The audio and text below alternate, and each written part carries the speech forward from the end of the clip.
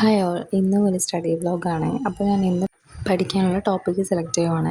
അപ്പോൾ തീരുമാനിച്ചത് കേരളത്തിലെ പ്രധാന ആഘോഷങ്ങളും ശാസ്ത്രീയ കലകളായ കഥകളി, കൂടിയാട്ടം, ഓരോ രാജ്യത്തിൻ്റെയും ദേശീയ കായിക ഇനങ്ങൾ ഇത് പഠിക്കാനാണ് തീരുമാനിച്ചത്. അപ്പോൾ ഞാൻ അത് നോക്കി ആഘോഷങ്ങളെക്കുറിച്ച് നോക്കി അതിൻ്റെ കുറച്ച് പോയിൻറ്റ്സ് പറഞ്ഞുതരാം. നമുക്ക് എല്ലാവർക്കും അറിയാമല്ലോ, കേരളത്തിൻ്റെ ദേശീയ ഉത്സവമാണ് ഓണം എന്ന് പറയുന്നത്. ഇത് ചിങ്ങമാസത്തിലെ അത്തനക്ഷത്രം മുതൽ തുടങ്ങുന്ന ഓണാഘോഷം 10-ാം നാളിൽ തിരുവോണം നാളിൻ്റെ പ്രധാനത്തോടെ ആഘോഷിക്കുകയും ചതയനാൾ വരെ നീണ്ടു നിൽക്കുകയും ചെയ്യുന്നു. ഇതിന് സംസ്ഥാന ആഘോഷമായിട്ട് ഓണത്തെ പ്രഖ്യാപിച്ച വർഷം എപ്പോഴാണെന്ന് അറിയുക? 1961 പ്രഖ്യാപിച്ചത്. സംസ്ഥാന ആഘോഷമായിട്ട് ഓണത്തെ പ്രഖ്യാപിച്ച മുഖ്യമന്ത്രിയാണ് പട്ടനാട് പിള്ള.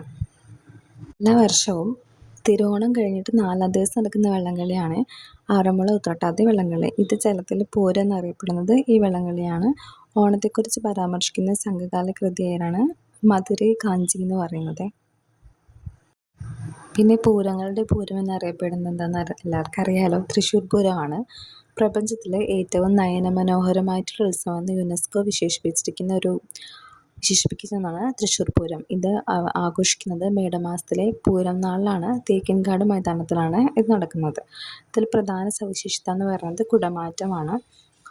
തൃശ്ശൂർ പൂരത്തിൽ പ്രധാന പങ്ക് വഹിക്കുന്ന 2 ക്ഷേത്രങ്ങളാണ് തിരുവമ്പാടിയും പാറമേക്കാവും. അതേപോലെ പൂരപ്പിറ്റേന്ന് രാവിലെ നടക്കുന്ന പാണ്ടിമേളവും കുടമാറ്റവും അറിയപ്പെടുന്നത് പകൽപ്പൂരം എന്നാണ്. അപ്പോൾ വീഡിയോ ഇഷ്ടമായ ഡു ലൈക്ക് ആൻഡ് ഫോളോ.